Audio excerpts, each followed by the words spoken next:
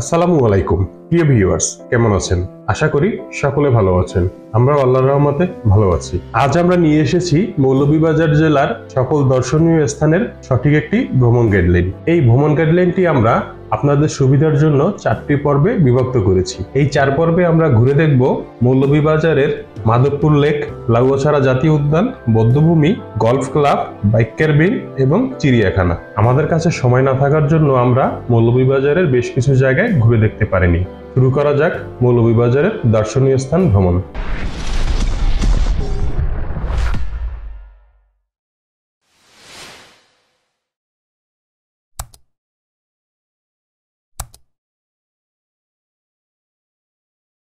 আমরা যাত্রা শুরু করেছিলাম ঢাকার কমলাপুর রেল স্টেশন থেকে শ্রীমঙ্গলের উদ্দেশ্যে। আমাদের পূর্বেই টিকিট ক্রয় করা ছিল। উপবন এক্সপ্রেসের শোভন চেয়ারের ভাড়া নিয়েছিল জনপ্রতি 275 টাকা।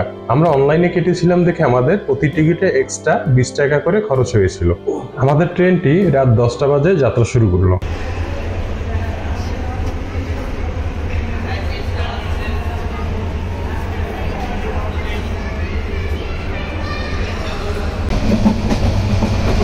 জসিম হাওয়া যাও।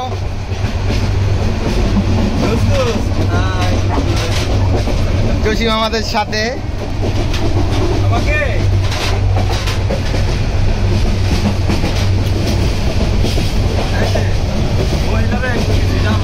হ্যাঁ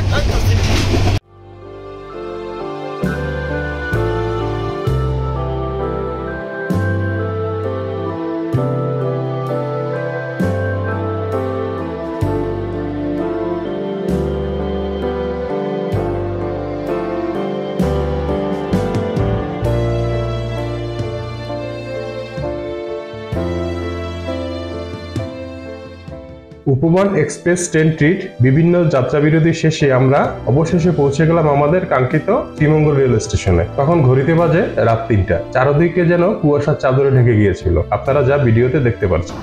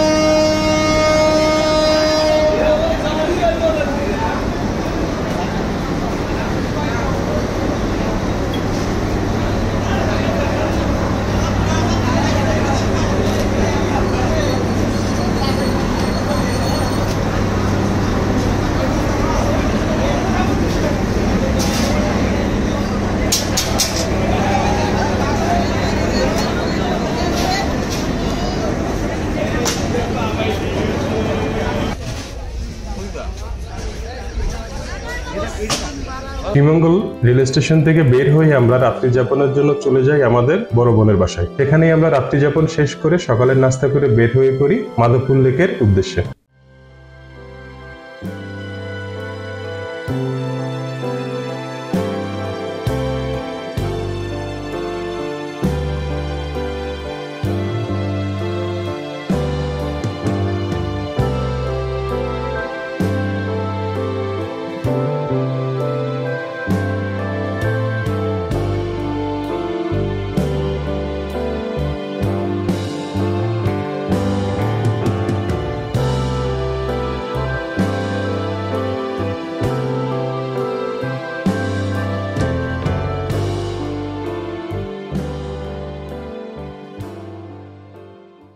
সকাল হতেই আমরা চলে আসি পৌর মার্কেটের সিএনজি স্ট্যান্ডের সামনে। আমরা মাধবপুর লেক, লাউয়াছড়া জাতীয় উদ্যান ও বৌদ্ধভূমি ভ্রমণের জন্য একটি সিএনজি রিজার্ভ করি, যা আমাদের কাছ থেকে ভাড়া নিয়েছিল 1000 টাকা। চলুন তাহলে যেতে যেতে আমরা মাধবপুর লেক সম্পর্কে জেনে নিই।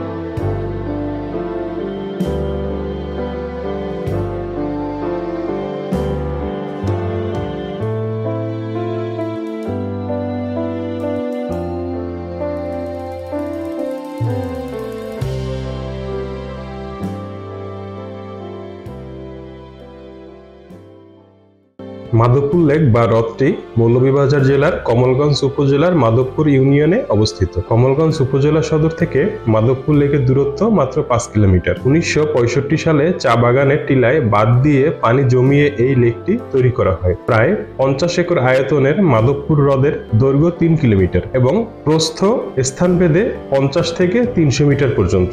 মাধবপুর লেককে ঘিরে রয়েছে ছোট বড় পাহাড় ও টিলা, আর টিলায় রয়েছে সুদৃশ্য চা বাগান। ন্যাশনাল টি কোম্পানির মালিকানাধীন মাধবপুর চা বাগানের 11 নম্বর সেকশনে অবস্থিত মাধবপুর লেকের শোভা বাড়ায় সাদা ও নীল পদ্ম ফুল। শীতকালে এই লেকে অনেক অতিথি পাখিরও আগমন ঘটে। পর্যটকদের নিরাপত্তা এবং চা বাগানের ব্যবস্থাপনার কথা বিবেচনা করে মাধবপুর লেকে সকাল 8টা হতে সন্ধ্যা 6টা পর্যন্ত ভ্রমণকারীদের অবস্থান করতে দেওয়া হয়।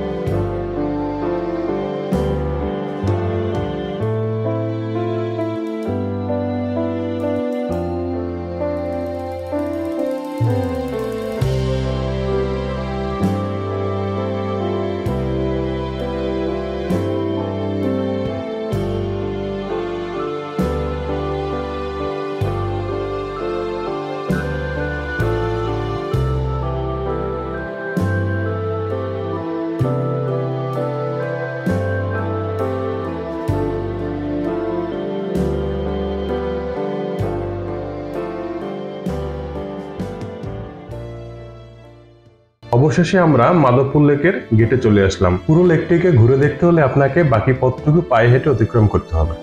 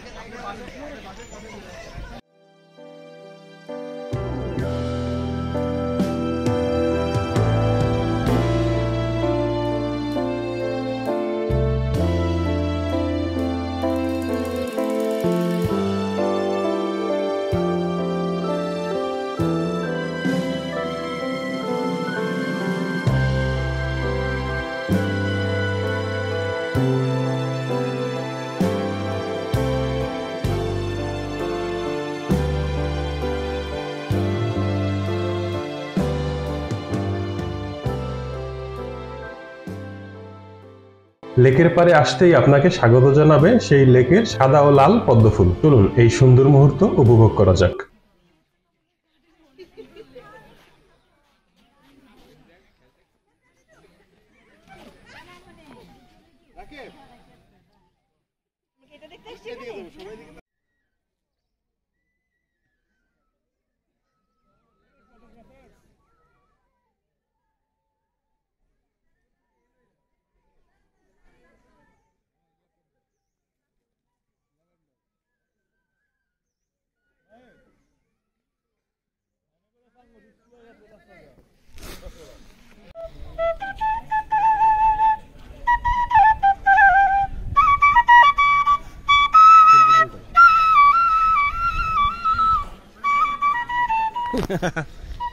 চলে আসছে ভিডিওতে।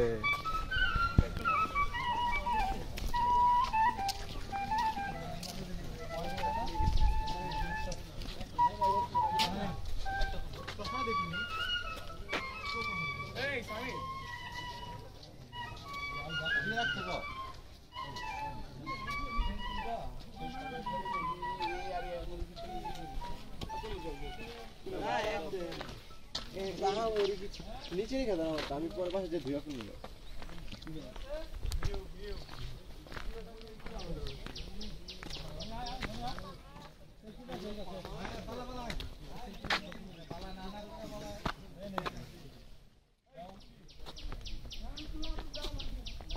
রিলস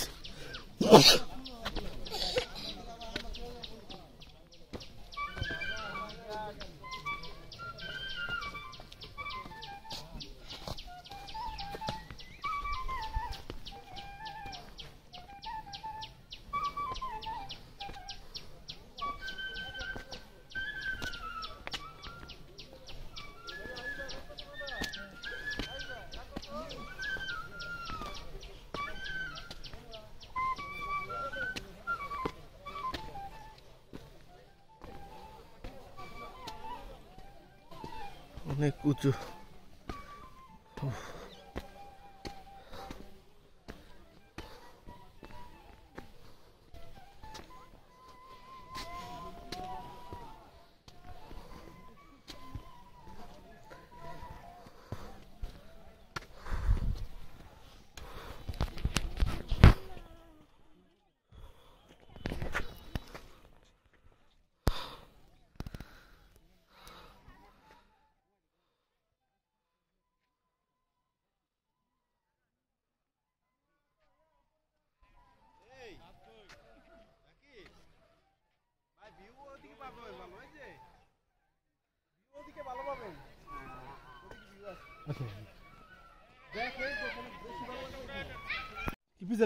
ভিডিও নিতে সেই ভিডিওতে আমি থাকলাম, মানে দেখো এই যে সাইকেল সাইকেল করবো না, কি আমার লোকের দুটো বস্তু হইতে পারে।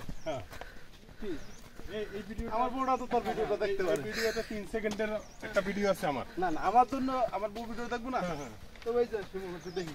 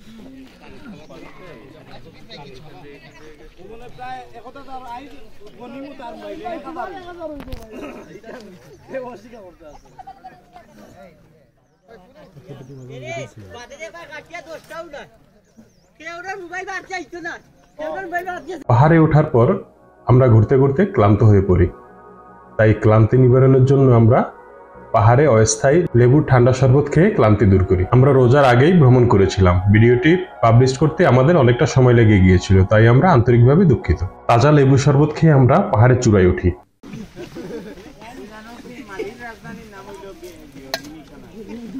হালিম বাঙ্গারা বাঙ্গালা